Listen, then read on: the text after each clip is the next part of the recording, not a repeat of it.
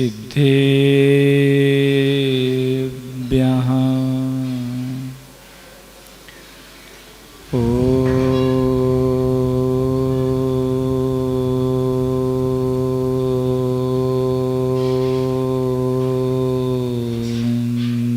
नमः सिद्धेभ्यः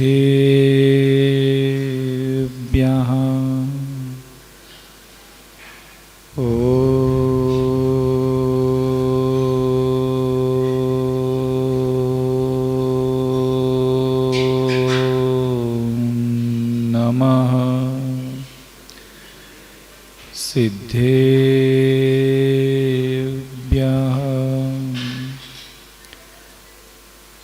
आदिनाथ भगवान की,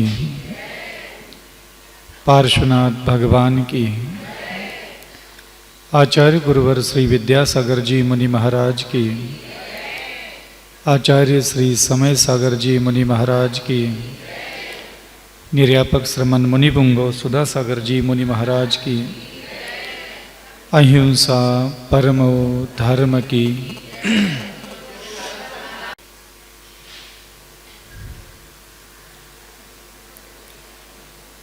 स्वयंभू जिनको कहा गया,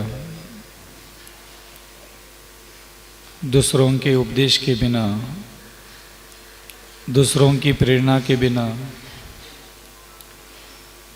दूसरे के मार्गदर्शन के बिना स्वयं ही सद्बुद्धि को प्राप्त हुए और स्वयं ही अपनी आत्मा को सर्वश्रेष्ठ निर्माण करने के लिए अनेकों प्रकार की साधना विधि, अनेकों प्रकार के त्याग और तप की विधि और साधना के इस मार्ग की अनेकों प्रकार के कठिनाइयों को, साधना के समय जो दुख उत्पन्न होता है, वो दुख के सागर को जिन्होंने अपनी धैर्य और साहस पूर्वक स्वीकार करते हुए 9 जन्मों तक लगातार दिगंबर दीक्षा रूप धारण करके मनुष्यों के द्वारा, देवताओं के द्वारा, त्रियंचों के द्वारा नाना प्रकार की पीड़ा के प्राप्त होने के उपरांत भी जिन्होंने अपने मन को विचलित, अधैर्य, अशांत न करते हुए मेरे स्वयं के ही किए हुए कर्म है और मैं इसको शांत मना हो करके भोगूंगा, तो जिन्होंने अपने कर्म के फल को भोगने को ही कर्म विनाश करने का उपाय समझ लिया था और जिन्होंने अपने संपूर्ण कर्मों को विनाश करके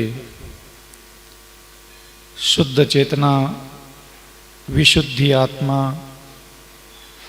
और स्वयं को चतुर्गति भ्रमण के नाना प्रकार की यातनाओं से मुक्त करवाया, ऐसे उन महान योगियों के, ऐसे उन महान सन्यासिनियों के, ऐसे उन महान चेतना के लिए मैं अविचल सागर पुनः पुनः उनके चरणों में नमस्कार करता हूँ। जैसे उनके मानस पटल पर नाना प्रकार के दुर्गुण होने के उपरांत भी जिन्होंने वर्तमान समय में पता नहीं हम लोग धर्म क्यों करते हैं, हम पूरी दुनिया में इस बात का दावा ठोकते हैं कि हम धर्म करते हैं, हम खुद धर्म करते ये हमें पता है और हम धर्म करते ये दुनिया वालों को भी खबर लग चुकी है। लेकिन हम आज भी कहीं भी ऐसा स्पष्ट बोल नहीं पाते, लिख नहीं पाएंगे कि आखिरकार हम ये धर्म कर क्यों रहे, हमें खुद नहीं पता। जैसे कोई छोटा सा बालक कभी मेले में जाता है और उसको माता पिता के द्वारा कोई चीज़ खाने को दी जाती है और वो उसको पसंद आ गई, अब वो जिद पकड़ने लग जाता है। अब हमें रोज यही चाहिए, हमें अच्छा लगता है। जो चीज़ उसको पसंद नहीं आती वो उसको हाथ भी नहीं लगाता।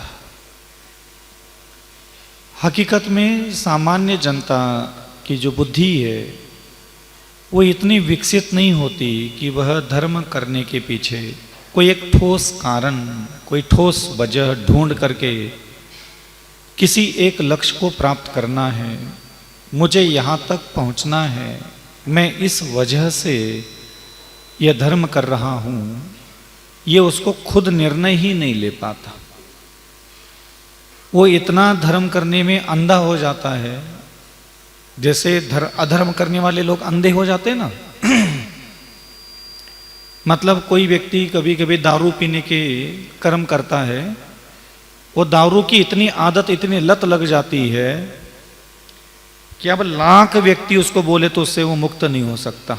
लत मात्र लगी है, और लत दारू पीना गलत होता है तो हम बोल रहे हैं, लेकिन उसके लिए उसका सुख मिलता है। हम लोग इन धर्म सभाओं में बैठ करके जिसको पाप बोलते हैं, हिंसा करना, झूठ बोलना, चोरी करना, मैथुन सेवन करना, परिग्रह सेवन करना, वास्तविकता में ये जीवन में किसी के अगर देखा जाता है कि वह हिंसा, झूठ, चोरी, मैथुन, परिग्रह, क्रोधमान, मायालोभ कर रहा है, हम यहां बैठ करके ये कहते तो है कि ये पाप करता है, लेकिन हकीकत में ये उसके आनंद का विषय होता है। वह करना उसके आनंद का विषय होता है। और कुछ लोगों को मैं ये देखता हूं कि वह भगवान, मंदिर, पूजा पाठ, जाप, स्तोत्र, मंत्र, त्याग, ये नियम, वो नियम, इतने नियम, उतने नियम, इतना त्याग, इतना दान, और मैं ये भी देखता हूं कि ये तो उनकी आदत बन चुकी है। धर्म करना भी एक आदत बन चुकी है। उसको खुद नहीं पता ये सारे धर्म की क्रियाएं मैं कर क्यों रहा हूं। उसको पूछ लो क्यों करते हो, ठीक से जवाब नहीं देगा वो। वैचारिक धरातल पर, मानसिक धरातल पर हमारा आज भी ये निर्णय नहीं हुआ है कि हम ये धर्म आखिर कर क्यों रहे। फिर वो बोथरी घिसी पिटी बातें, कल्याण, मंगल, भला, उद्धार, पुण्य, ये ऐसे बोतरे शब्द है हमारे पास फिक्स, जो आपको सुनने को मिलेंगे लगभग 99% लोगों के मुंह से। और यहां ही हम मात खा के बैठ जाते हैं कि इतने बड़े महायोगी, महातपस्वी, जो हमारे जैसे अज्ञान और मूर्खता से भरे हुए थे, और जिन्होंने अपने अंदर की उस अज्ञानता को, उस मूर्खता को दूर करने के लिए धर्म किया था। मैं मेरी मूर्खता दूर करने के लिए धर्म करूंगा, या अगर मैं कहूं आपको कि आप इस लक्ष्य को लेकर के धर्म कीजिए, तो आपको ये पसंद नहीं आएगा। आप अपनी अज्ञान रूपी अंधकार को दूर करने के लिए देवगुरु शास्त्र की आराधना करो, ये आपको पसंद नहीं आएगा। लेकिन आपका लालच, आपका लोभ जहां पूरा होता है, अगर मैं आपको कहूं कि आपको पाप कट जाएंगे, आपको पुण्य आ जाएगा, तो आप लपक जाओगे धर्म पे। धर्म वही है, वही जिनेंद्र भगवान है जिसको तुम लपक के बैठे हो, लेकिन अलग अलग व्यक्ति अलग अलग तरीके से लपक के बैठा है। तो जो व्यक्ति सही तरीके से जिनेंद्र भगवान को घेर के बैठेगा, उसी को किनारा मिलेगा। कोई व्यक्ति बैठा है बस खाली, ठीक है, अच्छा ही तो काम है, मंदिर जाना कौन सा बुरा काम होता है, धर्म ही तो है, कई फर्क पड़ रहा है, कर लो। इतनी सी बुद्धि का विकास हुआ है और उतनी बुद्धि के साथ वो करता है। कोई व्यक्ति थोड़ा बहुत ये सोचता है, चलो यार गलत काम करने से बेहतर है हम अच्छा ही तो काम कर रहे हैं, थोड़ा बहुत पुण्य आ जाएगा, थोड़ा पाप कट जाएंगे, तो थोड़ा सा और बुद्धि का विकास हुए भी लोग मिलते हैं। और जो अच्छे जिनेंद्र भगवान के हृदय को, बुद्धि को, विचार को, चेतना को, उनके अंतःकरण की दशो धर्मों की गुणधर्मों को, क्योंकि वही तीर्थंकर पहले क्रोधमान, माया, लोभ, अहंकार, तृष्णा, कामादिक विकारों में संलग्न थे, और वही तीर्थंकर पल भर बाद अपने आप को क्रोधमान, माया, लोभ, अहंकार, तृष्णा, कामना, वासना से मुक्त जीवन भी जी रहे हैं। तो कुछ ही ऐसे लोग होते हैं जिनको ये सोच करके प्रभु परमात्मा के निकट आते हैं कि मुझे मेरे दुर्गुण दूर करना है और सद्गुणों को, सद्भावनाओं को मुझे अपने हृदय में प्रकट करना है। अभी मैं आपको ये कहने की दिशा में चिंतन दे रहा था कि आपको भावों की तरफ थोड़ा ध्यान देना है, कि आपको भाव जागृत करना है। भाव, अच्छे भाव कभी भी अपने आप पैदा नहीं होते। आप किसी भोजन को देख लो, कपड़े को देख लो, सोना चांदी को देख लो, आप जमीन जायदाद को देख लो, किसी स्त्री का शरीर, पुरुष का शरीर देख लो, तो स्वभाव से कभी आपके अंदर निर्मल, शुद्ध, प्रशंसा के योग्य विचार उत्पन्न नहीं होंगे। उसको भाव बोलता हूं मैं। भाव अच्छे नहीं आते, क्योंकि हमारे अनंत काल के ऐसे संस्कार है कि हमारी 5 इंद्रियां संसार की किसी भी वस्तु के संपर्क में आती है तो वहां मलिन रिएक्शन जरूर पैदा होता है हमारी बुद्धि में। असभ्य, अशोभनीय, अश्लील, अप्रशंसनीय सारे विचार मानस पटल पर प्रकट होने लग जाते हैं। और हम बरसों से इस बात का इंतजार कर रहे हैं कि हमारे अंदर अच्छे विचार पैदा हो जाए। ये जो इंतजार में बैठे हैं ना, ये इंतजार करना ही हमारा गलत साधना साबित होगा। अच्छे विचार कभी भी अपने आप पैदा नहीं होंगे। अच्छे विचार पैदा कैसे किए जाते हैं, उसकी शुरुआत कहां से करें? आपको पॉजिटिव सोचना है, अच्छा सोचना है, दिमाग में अच्छे ख्याल आना चाहिए, निर्मल, शुद्ध, जो प्रशंसा के योग्य विचार है वो आपके मानस पटल पर प्रकट हो। ये शुरुआत कहां से करें? उसकी शुरुआत होती है प्रशंसा से। प्रशंसा नहीं करना एक हमारा बहुत बड़ा दुर्गुण है। किसी की भी हमें प्रशंसा करना नहीं आता। प्रशंसा करना का जो इसके पास आदत होती है, उसकी बुद्धि, उसके विचार, उसकी नीयत, उसकी वैचारिक स्थिति, उसकी भावनाओं की स्थिति हमेशा सर्वोच्च स्थान पर पहुंच जाती है। ऐसे आपके दिमाग और मस्तिष्क का निर्माण होगा जो देवताओं को भी पसंद आएगा, जो मंत्रों को पसंद आता है, जो स्तोत्रों को पसंद आता है। सबसे पहली बात, हम किसी के सामने जाना भी होता है।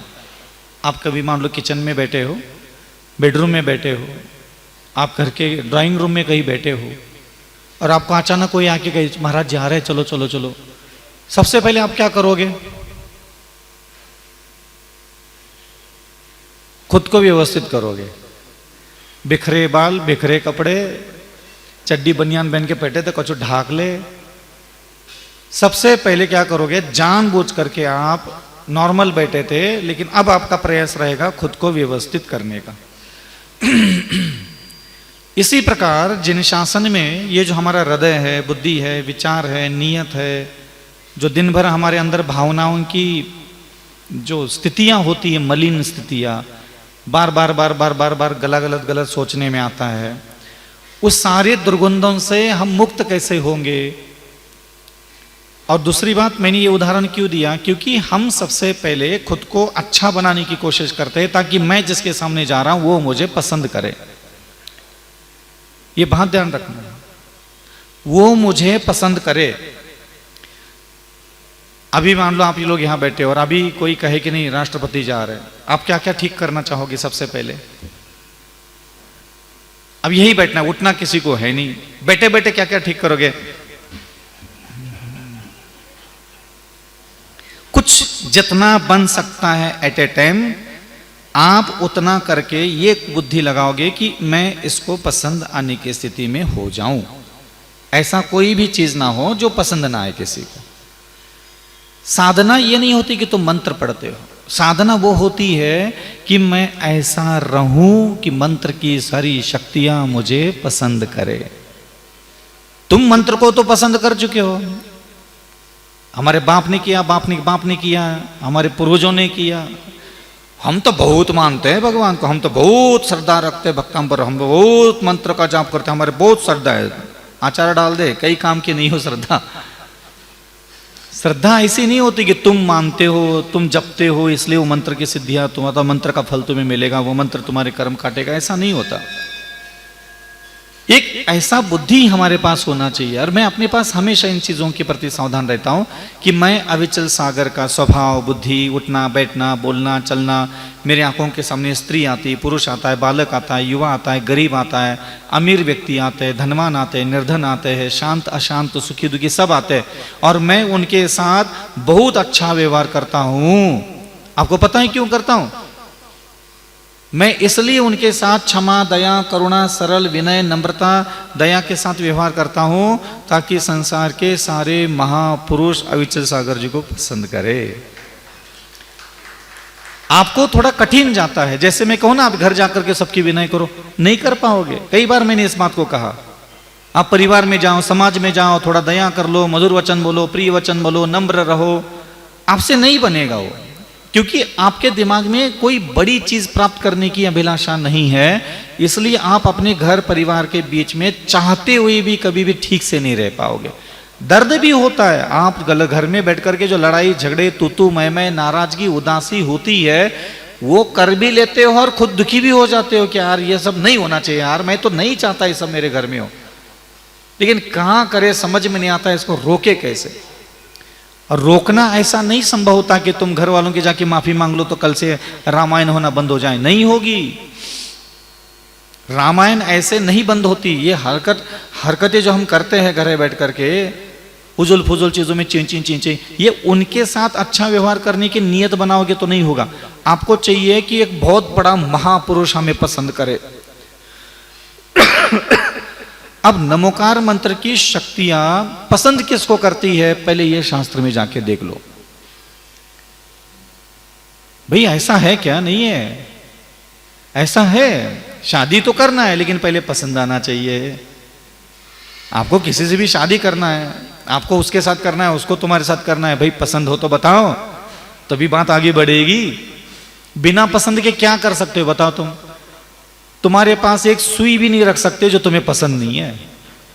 अगर सुई भी खरीद ली, उसकी पेंदी थोड़ा टेढ़ी है, तुझे पसंद नहीं आई है, दूसरी निकाल। तो नमोकार मंत्र की महाशक्तियां तुझे काहे गले लगाए जब तुम उसको खुद पसंद नहीं हो। बात जपने की कभी होती ही नहीं है, बात कभी एकाग्रता की होती ही नहीं है। ये हम लोग ना अपनी तरफ से दादागिरी करते रहते हैं। हम तुम 5 माला फेरेंगे, एकाग्रता से फेरेंगे, भावपूर्वक पढ़ेंगे, बिल्कुल लीन होकर के करेंगे, एकाग्र चित्त से करेंगे, तीर्थ क्षेत्र पर जाकर के जाप करेंगे, मंदिर के भगवान के सामने बैठ के करेंगे।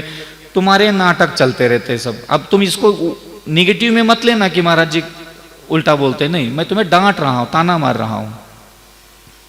आस्था है, करते जाओ, छोड़ो मत। लेकिन कभी जीवन के किसी मोड़ पर थोड़ा नया चिंतन भी ले लेना चाहिए कि भाई नमोकार मंत्र की शक्तियां पसंद किसे करती है, जिनबिंब पसंद किसे करते हैं, बड़े बड़े महान शक्तियां पसंद किसे करती है। भाई एक बार पसंद किसे करती है ये भी तो, इस एंगल से भी तो देखो। मैं भी बरसों तक गृहस्थ अवस्था में भी रहता था, तब भी माला फेरता था, मुनि बन करके बैठ करके 2-4 साल निकल गए थे। माला दे धनाधन, सुबह से चांदी की, मोती की, हीरे की दे धना लगाया हुई चल सागर घुट्टम घुट्टा मारने में। बड़े पालती आसन लगा करके आंख बंद करके ऐसे सम्यक दर्शनाय नमः, ज्ञानाय नमः, चरित्राय नमः, दे धन मोक्ष जा रहे, कर्म कटेंगे। तो एक दिन ऐसे ऐसे बैठ बैठ के पता नहीं कैसा दिमाग में खलबली मची। मैंने कहा यार अविचल सागर कुछ हो तो नहीं रहा। 4 साल हो गए नागा बाबा बन करके उधर अंजन चौर बेवड़ा वैशाली में रहने वाला मंत्र की सिद्धि लेके भग गो।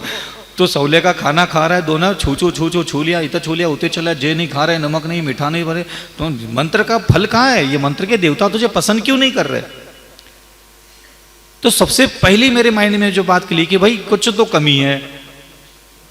अब मंत्र जप रहे इसलिए मंत्र की देवता हम पर प्रसन्न हो जाए, ये नियम नहीं होता भाई साहब। वो व्यक्ति का व्यक्तित्व उनको समझ में आना चाहिए। व्यक्ति का व्यक्तित्व जब तक उन देवताओं को समझ में नहीं आता तब तक कभी तुम्हारे निकट नहीं आएंगे वो। इसलिए हमेशा साधना वो होती है कि तुम उस सांचे में ढलने के लिए तैयार हो कि जैसे महापुरुष तुम्हें पसंद करे। एक लड़का मुझे पसंद करे, एक लड़की मुझे पसंद करे, माता मुझे पसंद करे, पिता मुझे पसंद करे, एक पुत्र मुझे पसंद करे। पिता बहुत सावधान रहता है, बोलते चलते उठते बैठते खाते पीते कोई बच्चों की नजर में ना गिर जाओ भाई साहब। मैं कई सारी चीजें ऐसे जहर का घूंट ऐसे अंदर से गुटक लेते हैं कि अभी हम कुछ बोले इधर की उधर हो जाए और ये बच्चे हमसे जिंदगी भर के लिए कहीं अंदर से इनकी कसक न रह जाए। एक पिता को पूछ लो, एक माँ को पूछ लो, एक दादा दादी को पूछ लो, इस घर गृहस्थी में कितने जहर के घूंट पीता है, कहीं मैं किसी की नजर में गिर न जाऊं। ये बहुत जरूरी बिंदु है साधना के समय का। फिर अभी तक क्या होता था, आचार्य विद्यासागर जी मुझे पसंद करे, समय सागर जी पसंद करे, योग सागर जी पसंद करे, बगल बगल के महाराज पसंद करे, हमारा दिमाग उतने में चलता था, उतने में अच्छा अच्छा अच्छा, नमस्ते महाराज जी, नमस्ते महाराज जी। दिन भर अपना वैयावर्ती कर रहे, प्रेम से बात कर रहे। अगल बगल के लोगों को ही जब तक मैं पसंद आ जाऊं ये सोच रहा था, तब तक मेरी बुद्धि अलग चलती थी। और एक दिन ये अकल आ गई, भैया अपने को तो अरहंत को पसंद आ जाए ऐसा भी तो कुछ कांड करने पड़ेंगे। अभी तो तुमने इतनी हरकतें तो मेंटेन करके रखी है, अपन इतनी हरकतें मेंटेन करके रखते हैं कि अशोकनगर के जैन समाज हमें पसंद करे, गली मोहल्ले मंडी में लोग हमें पसंद करे, अच्छा कहे, हमारे व्यक्तित्व तो सबको अच्छा लगे, स्वभाव बुद्धि विचार हमारी नीयत अच्छी लगे, हम मेंटेन करके रखते हैं। और रखना चाहिए प्रत्येक व्यक्ति को। अगर आपको ये लज्जा और ये भाव खत्म हो जाए कि मुझे किसी की नज़र में क्या लेना देना, दो कौड़ी के इंसानों के लिए मुझे नहीं, मैं तो अपनी तरीके से जिंदगी जीऊंगा, उसी समय से सारे दुराचार व्यभिचार व्यसन सब चालू हो जाता है। उसको शर्म ही नहीं है कि कौन मेरे बारे में गलत बोल रहा है, कौन मेरे बारे में अच्छा सोच रहा है, मुझे कोई दुनिया से लेना है, मैं तो अपनी मौज में हूँ। तो ऐसे व्यक्तियों को संसार में कोई भी पसंद नहीं करता, वो गिरा हुआ ही होता है फिर तो थोड़ा सा ये बात शब्द जो आया कि नहीं, महापुरुष मुझे पसंद करे। मानतुंग मुनि महाराज का स्तोत्र पसंद आया देवताओं को कि भैया वो भक्तांबर महाभक्तांबर प्रणत मौली ये पढ़ लिया ना तुमने बेटा, इसलिए मैं तेरे पास आया हूं। क्या ऐसा था? क्या भाई मानतुंग मुनि महाराज 7 दिन तक तुझे यहां बंद कर दिया गया, मारा गया, पीटा गया, संकल में जकड़ा गया और तुम्हारे द्वारा भोजन नहीं ग्रहण किया, पानी भी नहीं ग्रहण किया, जिनेंद्र भगवान की आज्ञा पालन करने के लिए तुमने कभी समझौता होने नहीं दिया, उग्र नहीं हुए, अशांत नहीं हुए, वैर भाव नहीं लिया, हाँ दूसरों की बुराइयां नहीं की, आलोचना की नहीं तुमने, तुम्हारे अंदर ब्रह्मचर्य तो अच्छा है, नम्रता अच्छी है, विनय अच्छा है, सहनशीलता अच्छी है, ये पसंद आता है देवताओं को। आप मानो इस बात को। देवताओं को कभी तुम्हारे मंत्र तंत्र पूजा पाठ की तरफ कोई नहीं देख रहा है, तुम ही देख रहे हो, तुम दिखा रहे हो। जैसे छोटे से बच्चे आकर के अपना नया नया पहना हुआ शर्ट दिखाते हैं ना, ये मेरा नया शर्ट, ये मेरी नई चड्डी, ये नया बनियान, ऐसे तुम दिखाते हो भगवान को। देख मैंने 2 बार भक्तांबर पढ़ लिया, देख मैंने आलू प्याज छोड़ दिया, देख मैंने पूजा कर ली, देख मैंने अभिषेक कर लो, तुम दिखा रहे। भगवान कहते हैं हाँ भैया ठीक है, अच्छा लग रहा होगा, चलो अच्छा काम है, करत रहियो। ठीक है, इससे कोई काम नहीं बनता ना, इससे कुछ होने वाला थोड़ी ना है। ये अपनी मन का एक संतुष्टि के लिए व्यक्ति धार्मिकता के लिए कर लेता है, ऐसा काम करना चाहिए। लेकिन थोड़ा सा आगे जाइए, बड़े हो गए हो, 40 साल 50 साल के हो गए हो, घर परिवार व्यापार के बहुत अच्छे बुरे कटु अनुभवों से आप गुजर गए हो, आधा जीवन अपनी स्त्री को पसंद आ जाऊं, पुरुष को पसंद आ जाऊं, बच्चों को पसंद आ जाऊं, माता पिता को पसंद आ जाऊं, इसके लिए दुनिया भर के श्रृंगार, हाव भाव, सारा मेकअप श्रृंगार सब कर लिया आपने। अब आपको ऐसा सोचना है आज के बाद कि मुझे आधा जीवन तो मैंने अगल बगल के मनुष्यों को पसंद आ जाऊं, इसके लिए न जाने कितना श्रृंगार, कितने कपड़े, कितना सोना चांदी पहना, कितना एटीट्यूड में रहा, कितना अहंकार में रहा, कितना लोगों को झांसे में लेने के लिए मैंने कितना झूठा अच्छा होने का नाटक किया। अच्छे थे नहीं लेकिन अच्छे बन गए। अब थोड़ा सा मुझे मंत्रों को पसंद आ जाओ। और सही कह रहा हूं मैं जब दिन से ऐसा सोचने लगा था, साधना की उन समय में मौन रहता था, चुपचाप कमरे में बैठे रहते थे या फिर कई पहाड़ पे गए, नदी में बैठ गए, ऐसे ही संसार में रहते थे हम। 20 साल तक ऐसे ही रहे, कहीं लेना देना ही नहीं रखा किसी से।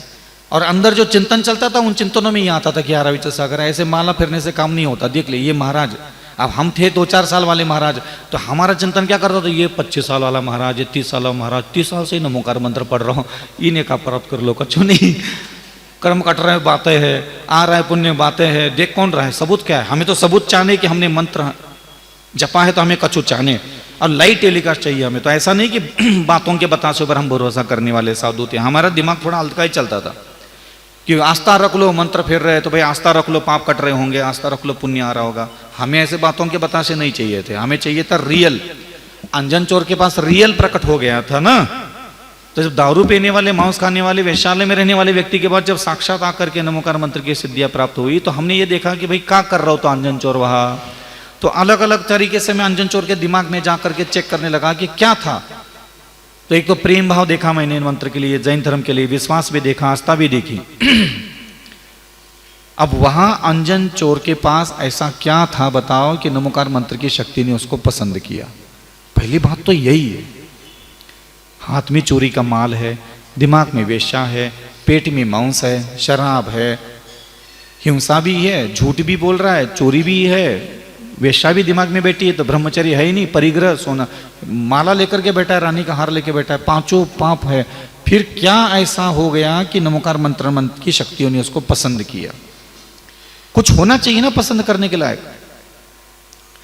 आप मान लो आप सबको मैंने देव बनाया है, आप सब लोग बैठे हो ना, अपने आप को देव समझ लो। कौन है? आप सब लोग देव समझ लेना कि हाँ मैं देव हूं यहां, हाँ मैं देव योनि में देव बन के बैठा हूं।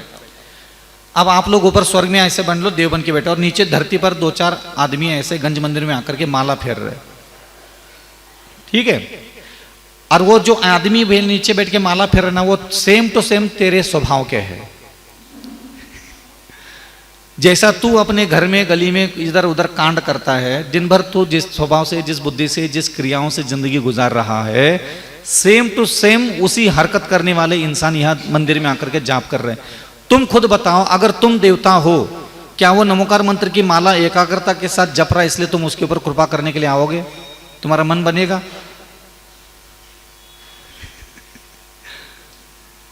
तुम्हारा मन क्या कह रहा है? क्यों माला फेर रहा है इसलिए उसके पास में जाकर के उसके आदि व्याधि दूर कर लोगे?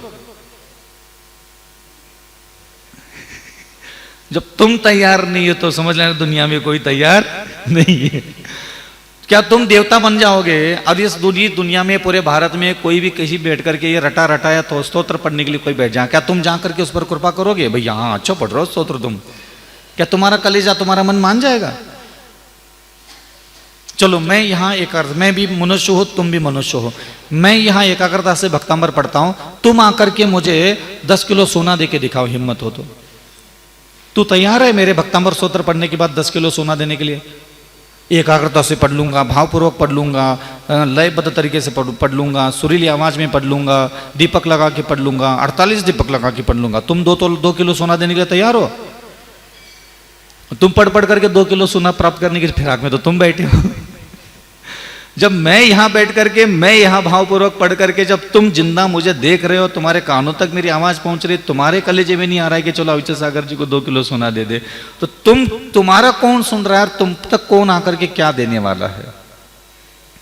इसलिए यहां चाहिए मेरे ये दूर हो जाए नहीं, आप सीधा सीधा ठीक साधना चालू करो कि भाई ठीक है, मैं किसी का पति, किसी की पत्नी, किसी का माता, किसी का पिता, मेरी जिम्मेदारी निभाते निभाते मैं मेरे हृदय बुद्धि विचार को इतना सुंदर बनाऊंगा कि नमोकार मंत्र की जब मैं उच्चारण करूंगा, एक एक अक्षरों में करोड़ों करोड़ों देवी देवता विद्यमान है। नमोकार महामंत्र के एक एक अक्षरों में करोड़ों अरबों, लेकिन वो मैं जप रहा हूं और अनंत काल से मैं जप रहा हूं, लेकिन वो मेरे तक नहीं पहुंच पाए।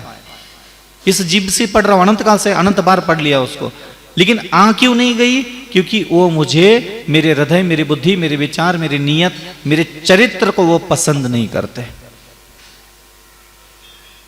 ये बात हमेशा याद रखना, बहुत मायने रखता है। आपकी कहीं शादी हो रही हो, आपने कहीं बयान भी दे दिया, कहीं भी आपने मान लो सगाई भी कर ली और बाद में पता चला कि उनका चरित्र ठीक नहीं है, विचार ठीक नहीं है, समाज में उनका उठना बैठना ठीक नहीं है, आप कैंसिल करने के लिए 2 मिनट भी नहीं लगाते। भैया मुझे उस व्यक्ति से अपना संबंध नहीं जोड़ना। कोई देवता तुमसे क्यों संबंध जोड़ना चाहेगा?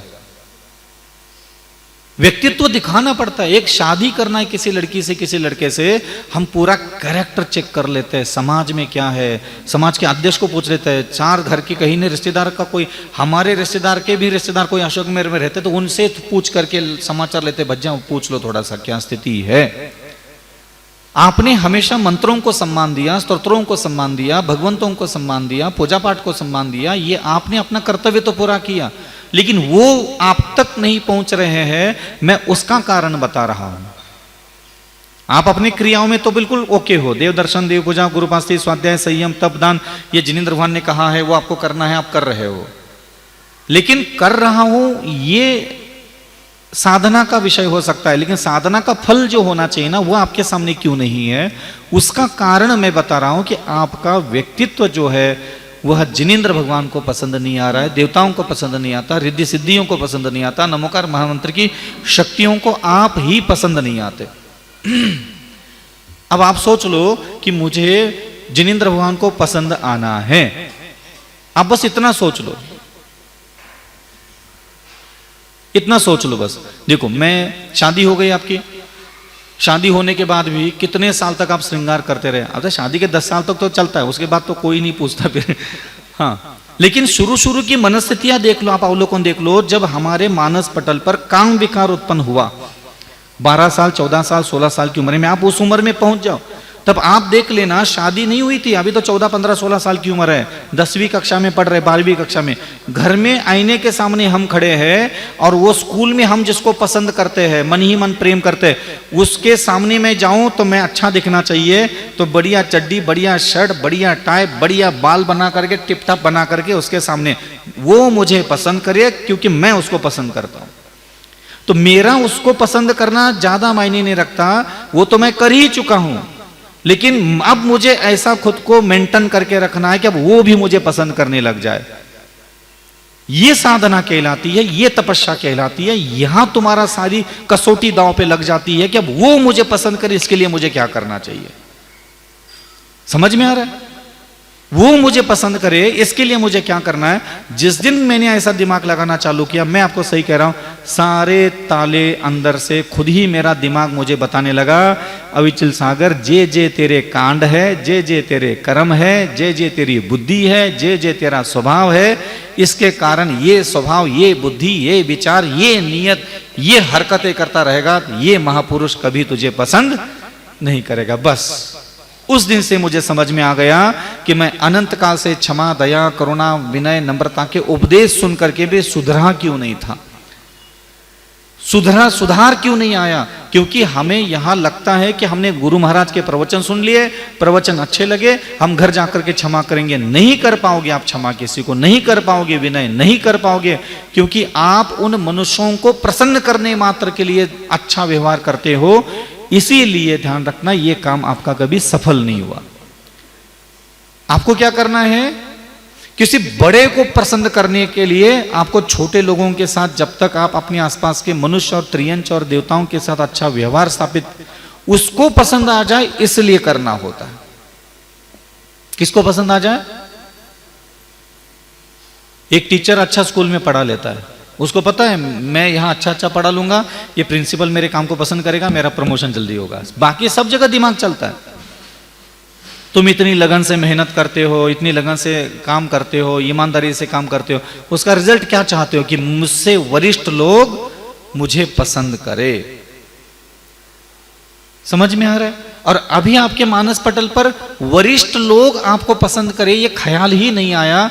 इसीलिए आपके आसपास जो लोग होते हैं उनके साथ आपका वाणी, आंख, विचार, बुद्धि, हृदय, उठना बैठना, बोलने चलने के व्यवहार कौशलता में बैलेंस नहीं ला पाते। ज्ञान बहुत है, विचार बहुत है, प्रवचन बहुत सुन लिए, साधु संतों के पास भी बहुत जाते हैं, महाराज भी टोकते हैं, हमें भी पता है कि हम गलत है, हमें भी पता है कि हमें बार बार गुस्सा आता है, घृणा होती है, नफरत होती है, कामादिक विकार उत्पन्न होते हैं, हमें भी पता है, लेकिन हम परेशान भी है, दुखी भी है, चाहते भी नहीं है, लेकिन रोक नहीं पाते, रोक करके उसको शांत नहीं कर पाते, शांत करके कभी महसूस नहीं कर पाते कि हम अच्छे बन गए हैं। क्योंकि हम आसपास के लोगों को प्रभावित करने के चक्कर में कभी सफल नहीं हो सकते। इसलिए छोटी छोटी बिंदु ये आपके दिमाग में होना चाहिए थोड़ा सा, कि मुझे ऐसा कुछ करना है, ऐसा होना है कि नमोकार महामंत्र की शक्तियां मुझे पसंद करे। कल कुछ देवता लोग आए थे मेरे कमरे में, तो मुझे वरदान दे रहे थे, अविचल सागर हम आपकी साधना से, तपस्या से बहुत प्रसन्न होंगे और हम आपको वरदान दे रहे हैं, बताओ आपको क्या चाहने। हमने कहा भैया हम ठहरे ना, बाबा हमें क्या चाहने, हमें तो कुछ चाहिए नहीं है। तो नहीं बोले महाराज हमारा तो बहुत मन है। मैंने कहा ऐसा करते हैं कि मैं अशोकनगर में बैठा हूँ, कुछ श्रावक लोग कल सुबह प्रवचन में आएंगे, मैं 20 25 50 श्रावकों के आपको नाम दे दूंगा, आप उनके पास जा करके उनका थोड़ा कल्याण मंगल कर लेना। अब वो 50 लोगों की लिस्ट दे दी, मांगी है उन्होंने, बस ठीक है आप बता देना। तो लिस्ट क्या है, आज मुझे लिस्ट देना है, वेदी के सामने रखना भी है। तो आप लोगों का जिसका नाम लिस्ट में होगा उसको घर में आएंगे और आपका सब घर गृहस्थी में जो भी आदि व्याधि पीड़ा वगैरह चल रही है वो सब ठीक कर देंगे। अब वो देवता सुबह आकर के फिर बोलने लगे अविचल सागर ये काम करना, हम चले तो जाएंगे 50 लोगों के पास, लेकिन उनको थोड़ा टाइम पूछ लेना कि हम कौन से टाइम पे उनके घर पे पहुंचे, ताकि वो ठीक हालत में हाँ। अब ये बात है कि वो पूछ रहे टाइम, तुम थोड़ा टाइम बता दो भैया। जिस समय तुम्हारा दिमाग, कलेजा, हाथ पैर, उठन बैठना, बोलना चलना तुम्हारा ठीक से चल रहा हो, तुम्हारे द्वारा दया, करुणा, क्षमा, विनय, नम्रता, घर में खुशी से रह रहे हो, कोई ऐसा टाइम हो तो बताओ तुम्हारा सुबह से लेकर के शाम तक का। तो उन्होंने कहा भी है मुझे कि ऐसा टाइम ले लेना विचल सागर जिस समय ये ज्यादा क्षमा, ज्यादा दया, ज्यादा करुणा, ज्यादा विनय, ज्यादा मधुर वचन बोल रहे हो, तो ऐसे टाइम पे हम उनके पास पहुंच जाएंगे। तो तुम्हारा टाइम बताओ थोड़ा सा, तुम कौन से टाइम पे ऐसी हरकतें करते हो?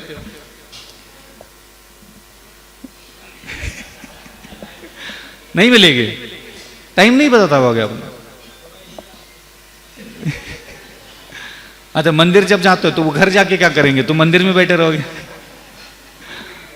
हाँ, मंदिर जाकर तुम ये सारे काम करते हो, कोई गारंटी है क्या जो मैंने अभी बोला? ऐसा नहीं होता, ध्यान रखो। इसलिए ध्यान रखना हमेशा आप लोग ऐसा कुछ करो। देखो, अलग से कुछ भी नहीं होता कि हर व्यक्ति साधु नहीं बन सकता, हर व्यक्ति संन्यास नहीं ले सकता, लेकिन प्रत्येक व्यक्ति को कुछ पॉइंट इकट्ठा करके हम लोग भी साधना करते ना, तो मेरे जीवन की जो जो मैंने साधनाएं की है, इन्हीं सारे बिंदुओं पर मैंने अपने आप को ध्यान देते हुए आगे बढ़ता चला गया।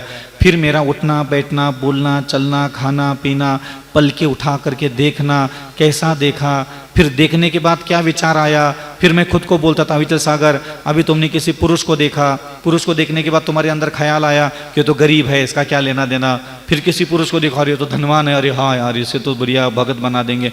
अविचल सागर, क्या तुम्हारे दिमाग की ऐसी हरकतें या नमोकार मंत्र की शक्तियों को पता नहीं चल रही है क्या? पता चल रही है बेटा, तो ऐसा सोचता है, तो भेद करता है अविचल सागर, गरीब में, अमीर में, सुखी में, दुखी में, सुंदर में, कुरूप में, अपने परिचित व्यक्ति के साथ अलग व्यवहार करता है, अपरिचित व्यक्ति के साथ तो अलग व्यवहार करता है। यही तेरी हरकतें नमोकार मंत्र को पसंद नहीं आती, इसलिए तेरे निकट नहीं आते।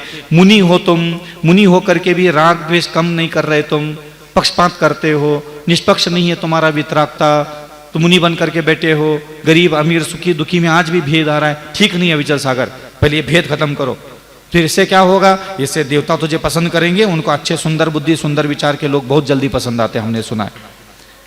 तो ये चिंतन मेरे दिमाग में आता चला गया। फिर ऐसे देखने में निष्पक्षता लेके आया, फिर बोलने में, फिर जो प्रिय व्यक्ति आता है उसके तथा अविचल सागर कहाँ है विपिन, कैसा चल रहा? अरे बढ़िया चल रहा। उसी के बगल में कोई अपरिचित व्यक्ति आया, उसकी तरफ देखा ही नहीं अविचल सागर ने, उसको भी तो जबान उड़ सकती थी, बेटा तुम्हारा कैसा चल रहा है, ठीक चल रहा है, व्यवस्थित है ना, लेकिन नहीं पूछा। अविचल सागर, तेरी यही हरकतें नमोकार महामंत्र की शक्तियों को पसंद नहीं आती, इसलिए तेरे निकट नहीं आती हो।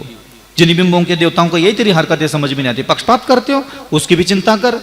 जान पहचान का है तो क्या हो गया, ये परिचित नहीं है तो क्या हो गया, धनवान नहीं है तो क्या हो गया, सुखी नहीं है तो क्या हो गया, तुम पूछो तो सही उसको, क्षेम कुशल पूछो तो सही। तेरे निकट आया है, परिचित व्यक्ति से क्यों इतना तुम गुल्लू गुल्लू गुल्लू गुल्लू गुल्लू गुल्लू करते रहते हो? उनको भी पूछो, काहे की दया, काहे की करुणा फिर तेरी। फिर धीरे धीरे मैं ऐसे आंखों से देखता था तो उसमें दोष था, उसको दूर करने के लिए बैठा। फिर वाणी में दोष आता था, परिचित अपरिचित, प्रिय अपरित, सुखी दुखी और धनवान निर्धन व्यक्ति के साथ मैं अलग अलग टोन में बात करता हूं। ये क्या है? हरकतें ऐसी थी मेरे अंदर की, यही हरकतें भगवान को पसंद नहीं आती थी। अभी ट्रॉफिक में कहीं फंस जाओ, सामने वाले व्यक्ति को बहन के गाले देने में मन ही मन गाले देने, बेकार आदमी, हट यहां से, भग यहां से, और पता चला वही आदमी कोई उसी भीड़ में तुम्हारा बापू खड़ा है, अब गालियां देना बंद। तो ये निष्पक्षता थोड़ी ना है, देना है तो फिर सबको दे दो, नहीं देना है तो किसी को न दो। तो मौका देख करके चौका लगाते रहते हैं हम लोग दिन भर। कमजोर दिख गया तो दबा दो, बलवान दिख गया तो फिर चुपचाप बैठ जाओ। तो ये नहीं होना चाहिए। तो एक निष्पक्ष देखना, निष्पक्ष बोलना, निष्पक्ष सोचना, निष्पक्षता लेके आता रहा। फिर धीरे धीरे जब मेंटेन हो गया कि हाँ अविचल सागर अब अपने आसपास आने वाले प्रत्येक जीव के साथ निष्पक्ष दया, निष्पक्ष करुणा, निष्पक्ष वात्सल्य, निष्पक्षता लेके आने लगा। कोई पक्षपात नहीं कि तो धन दे रहा है इसलिए प्रिय हो गया, नहीं धन दे रहा है इसलिए अप्रिय हो गया, नहीं। तो पहले तो निष्पक्षता लेके आया कि धन देने वाले व्यक्ति को ज्यादा इज्जत दे दो और कोई निर्धन बैठा है तो उसे बात ही ना करो, नहीं। उसकी तरफ भी मैं एक बार हाथ उठा करके पूछता, भाई कैसा है, ठीक है हो भाई, बढ़िया हो, ठीक है ना, कोई दिक्कत तो नहीं है, सब ठीक चल रहा है, पूछ तो लो। तो जितना मेरे अंदर निष्पक्षता में लेके आता चला गया उतना वो मुझे पसंद करते चले गए कि नहीं अविचल सागर अब ठीक हो गया। तो किसी एक ठीक व्यक्ति के पास महापुरुष जा सकता है। जाप कोई कर रहा है, स्तोत्र कोई पढ़ रहा है, इसलिए कोई देवता किसी के पास नहीं आ सकता।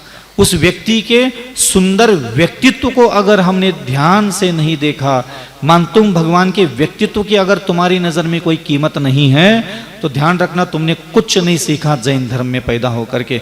अगर तू डींगे मारता है बस खाली भक्तामृत स्तोत्र महान होता है, लेकिन मानतुंग भगवान की महानता के तुमने कभी बातें ही नहीं की। और मानतुंग मुनि महाराज की महानता ये नहीं थी कि उन्होंने भक्तामृत स्तोत्र रच करके चमत्कार प्रकट किया, इसलिए वो महान नहीं थे। उनको जिनेंद्र भगवान की स्तुति करने के बदले में देवताओं ने आकर के वहां अतिशय चमत्कार प्रकट किया, ये महान कार्य नहीं होता। महान कार्य होता है नाना प्रकार की विपत्ति में, आलोचनाओं में, घृणा कर रहे, जेल में बंद कर दिया, नफरत कर सकता था, द्वेष कर सकता था, घृणा कर सकता था, गाली गलौज कर दे सकता था, वहां बैठ करके वह जुगाड़ लगा करके नेताओं की, वकीलों की फौज कर खड़ी कर सकता था, लेकिन वहां बैठ करके उन्होंने कुछ भी नहीं किया। आजकल साधुओं को कुछ बोल दो तो दुनिया भर की गालियां देने से नहीं चूकते, और ऊपर से बोलते हम सच बोल रहे। ये मानतुंग मुनि महाराज का क्या बोलते शिविर लगाने के लिए तो 40 शिविर, 50 शिविर, 60 शिविर लगाने के लिए तैयार है, लेकिन मानतुंग मुनि महाराज पर जिस प्रकार उपसर्ग होने के बाद जैसे वो चुप बैठे थे और अपने हृदय का सारा प्रेम अरहंतों के लिए बहा रहे थे, वो शिविर लगाने वाले साधुओं की भी ये हिम्मत नहीं है करने की। स्तोत्र महान है, हमें इसी से लिए ध्यान रखना। और मैंने कभी भी स्तोत्र और मंत्र को महान नहीं समझा। अगर ये सही में महान होती तो अंजन चोर की सेवा करने के लिए कभी उपस्थित नहीं होती। महान तो अंजन चोर है, अंजन चोर का व्यक्तित्व महान है। मानतुंग मुनि महाराज महान है। मानतुंग मुनि महाराज के अंदर की क्षमा महान है, दया महान है, शांत बैठना महान है, मौन रहना, विपरीत परिस्थिति में गाली गलौज देने की परिस्थिति उत्पन्न होने के बाद भी गाली गलौज नहीं करना, ये उनकी महानता है। और ये उनकी महानता को मिट्टी में गाड़ करके अगर तुम इन दो कौड़ी के काले अक्षर भेज बराबर अगर दुनिया में तुम इसके पताका लहराओगे तो तुम्हारी उम्र ज्यादा समय तक नहीं है धरती पर। फिर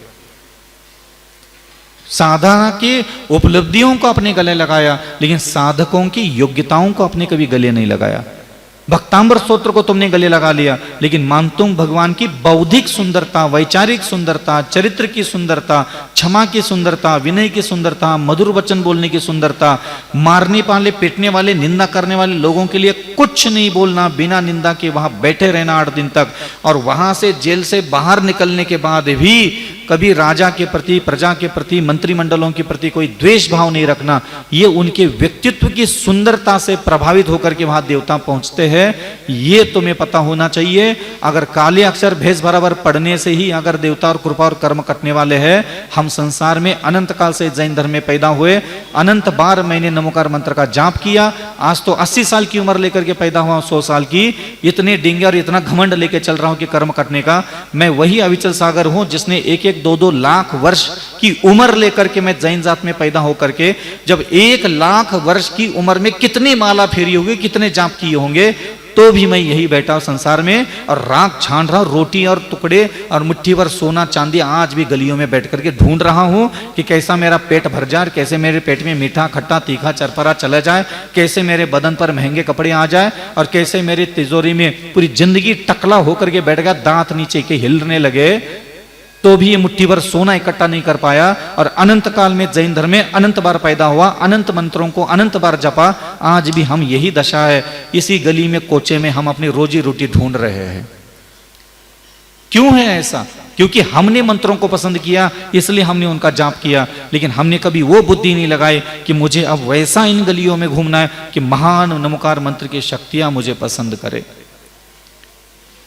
एक अनंतमती थी जिसको उठा करके लेके गए विद्याधर, जंगल में छोड़ दिया, और वहां कुछ भील लोग आकर के उसके ऊपर अत्याचार करने की, उसके शरीर पर मोहित हो गए, तो हत्या क्या, वो तो बलात्कार करने की बुद्धि रखते थे। उसी समय वहां का वन देवता जागृत हुआ और उन सारे भीलों को दंड दे दिया। वो देवता ऐसे ही नहीं जागृत होते, उसका व्यक्तित्व तो पसंद आना चाहिए। यार ये देखो लड़की, इसके ऊपर, इसके अंदर ब्रह्मचर्य की साधना की भाव बहुत जबरदस्त है, इसके अंदर अपनी शील की रक्षा करने के विचार बहुत जबरदस्त है, उसका व्यक्तित्व उनको समझ में आता है। वो प्रबल इच्छाओं से भरा हुआ, कल्याण करना है, मंगल करना है, मोक्ष आना है, ये कोई भावनाएं नहीं होती, ये कोरे निरी शब्द है, रूखे सूखे झूठे शब्द है। ये शब्द कौन से अंदर, मुझे क्षमा करना है, मुझे ब्रह्मचर्य में रहना है, मुझे शील में रहना है, मुझे कोई पर पुरुषों का हाथ नहीं लगाना, मुझे कोई पर स्त्रियों से मतलब नहीं, ये भावनाएं ज्यादा मायने रखती है। कल्याण करना चाहते हैं, मंगल करना चाहते हैं, मोक्ष जाना चाहते हैं, उद्धार करना चाहते हैं, ये निरे ही लुभावने असत्य शब्द है। ये कौन से शब्द है? ये लुभावने असत्य है, असत्य लेकिन लुभावने हैं। तो बोलते रहते हैं महाराज हमें तो अपना कल्याण करना है, महाराज हमें तो अपना मंगल करना है, महाराज हमें तो अपना उद्धार करना है, कुछ लेना देना नहीं है। ये शब्द सिर्फ दूसरों को सुनाने में काम आता है, और जिसको करना होता है उसके अंदर कल्याण करना ये शब्द नहीं बोलता। वो करता है मुझे क्षमावान बनना है, मुझे सरल स्वभाव बनना है, मुझे अहिंसक बनना है, मुझे शांत रहने वाला बनना है, मुझे दुख सहन करने वाला बनना है, मुझे धैर्यवान बनना है, मुझे विवेकवान बनना है, मुझे चुप रहने वाला बनना है। उसके अंदर ये आवाज गूंजती है जिसका भला होने वाला होता है भविष्य में। मुझे कोई लेना देना नहीं पर पुरुषों से। अंदर से बोल के देख लो एक बार ये शब्द, आज के बाद मुझे पर स्त्रियों से कोई लेना देना नहीं। एक बार बोल दो चमड़ी की जबान से, हिम्मत ही नहीं है। अपने दम पर हम कुछ नहीं करना चाहते यहां। अब हमारा मंगल करने की जिम्मेदारी हमने किस पर दी? अष्टमंग, देव दर्शन, देव पूजा, गुरु की उपासना, चौके में हार दे दो, 2-4 माला फेर लो, आलू प्याज छोड़ दो। अब ये चीजें मुझे स्वर्ग ले जाए, हम कुछ नहीं करेंगे। ना हम क्षमा करेंगे, ना दया करेंगे, ना करुणा करेंगे, ना विनय करेंगे, ना मधुर वचन बोलेंगे, ना शांत रहेंगे, ना पर स्त्री को बहन कहेंगे, पर पुरुषों को भाई कहेंगे। हम अपना काम कभी कुछ नहीं करेंगे। हम 2 माला फेर करके नमोकार मंत्र को ये एहसास दिलाते रहते जिंदगी भर, भाई जा तू कचो कर लो, हमारा काम कर लो, तुम अपना काम करना भूल गए हो।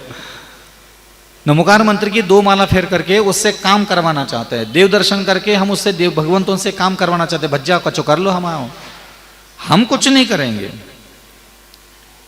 जो हमारे लिए आज्ञा है हमारी उसमें कोई रुचि नहीं है। 2 माला, 1 दर्शन, 1 पूजन, 4 पूजन, आलू प्याज छोड़ दिया। अब ये सारी चीजें हमें स्वर्ग ले जाए, हमें देवगति दे दे। हमने अपने स्वर्ग और मोक्ष की जिम्मेदारी उन पर सौंप के रखी है, हमने अपने हाथ में थोड़ी ली है। जिस दिन आप अपना धर्म अपने हाथ में लेना चालू करोगे उसी दिन आपको मेरी बातें समझ में आने लग जाएगी कि हम क्या कहना चाह रहे थे। अभी आपका ज्यादा माला, ज्यादा उपवास, ज्यादा त्याग, ज्यादा नियम, ज्यादा व्रत लेकर के आप अपने कल्याण की जिम्मेदारी उन पर सौंप दी। समझ में आ रहा है मैं कुछ कह रहा हूं?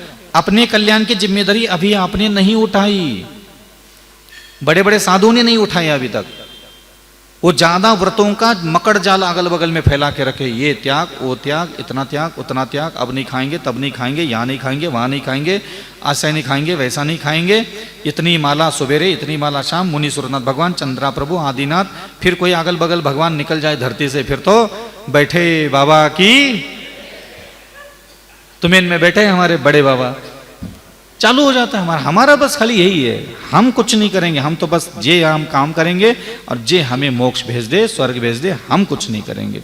इस थेरेपी के साथ लंबे समय तक चल नहीं पाओगे, फुरफुरा पुण्य आता रहेगा, फुरफुरी संसार की उपलब्धियां होती रहेगी, लेकिन इससे कोई भी अंत में सार नहीं निकलने वाला। इसलिए श्रावक श्रेष्ठियों, आज का चिंतन का भाव यही था कि आप थोड़ा सा इस बात के लिए सावधान रहा करें कि मुझे महान शक्तियां, महान भगवान, महान अरहंत सिद्धाचार्य उपाध्याय साधु परमेष्ठी भी मुझे पसंद करे।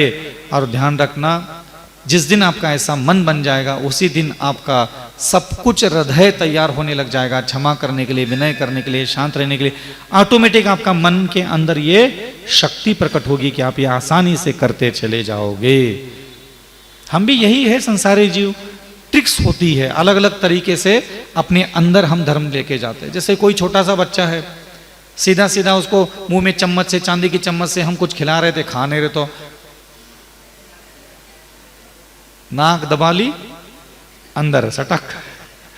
ऐसे ही हम भी बड़े हैं, लेकिन क्षमा, दया करो, ब्रह्मचर्य, ये हमारे अंदर नहीं जा रहा है, सीधा सीधा नहीं जाता अंदर, गुटकता नहीं है।